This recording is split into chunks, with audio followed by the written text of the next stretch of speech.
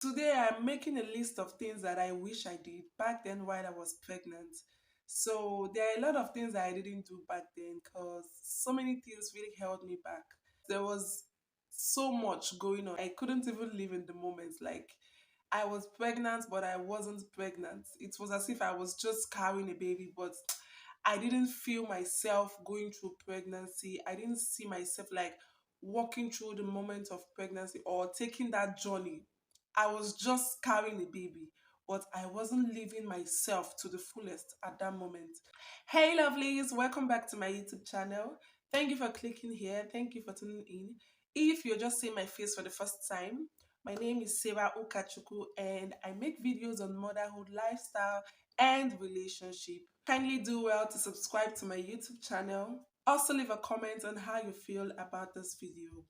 So the first thing I actually want to talk about is the fact that I wasn't doing more of exercises back then. I see a lot of moms who usually give advice online on social media, and they usually say that exercises is one of the major things that help a woman who is pregnant. And I can't help but to agree. Like, I can't disagree to that because it is actually helpful, and I felt it when I was due for labor. When I got into labor, I noticed that I couldn't push properly. Like, it was really difficult for me, which resulted to me having a perineal tear. And if I had done a lot of exercises, at least I would have trained myself for pushing. It's not as if my VJ was actually too close or too tight for me to push out, but the fact that I wasn't able to push properly, I wasn't able to like do more of exercises and more things to like help me push when it was due for me to push. So that was what actually gave me a tear during labor. So if I had done exercises, I would have at least 50% be able to avert that tear that I had back then. Next thing I actually regret not doing is not taking outdoor activities seriously. Like, I could remember vividly back then, hobby used to tell me, babe, you need to like go out, like stop staying indoors, stop staying inside the house. Like, I never took it seriously, honestly speaking. I was just inside the house day in, day out, unless I want to get something outside. And that thing is not even far-fetched. So I could be inside, but you won't even know that I am inside the house. It was something that it got into me, like I wanted to just stay in my own space. I never wanted anyone to intrude in my privacy. I just felt as though anyone who wants to see me at that particular time was actually intruding. So I never took outdoor activities seriously, and it really dawned on me because it was something that would have at least helped me. During pregnancy, you just have to like walk out, like you don't need to stay indoors all the time. It makes you to just be too lazy or too tired and always sleepy.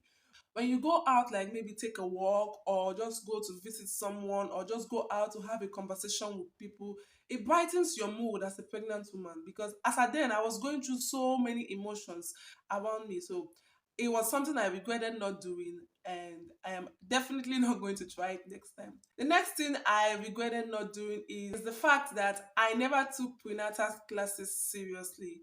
I usually attend prenatal classes once in a month. It was that bad. Like, I never took it seriously. My routine drugs, I usually take them once in a week. Sometimes there were times even in a week I don't even take it. Somehow I felt like it was too bitter. And most time, as at then, I was actually working and my work wouldn't allow me. If you notice in my previous video, I made the reference of how I worked till 9 months. And the only period I had to like go for antenatal classes was once in a month or weekends. And even during the weekends, I was not even able to like just make out time for myself to go because either I am tired or I just don't want to go or I don't feel like going. So the excuses are just going on, and I couldn't attend antenatal classes. It was only when I was almost due for labor that was when I took the classes seriously, because then I needed comfort. I needed someone to like prepare me because I started having different thoughts in my head, and that was the only time I said, okay, antenatal classes will help me this period because it's beginning to look as if there are voices in my head talking to me. So that was the only time I took antenatal classes seriously. But from the very onset, I never took it seriously.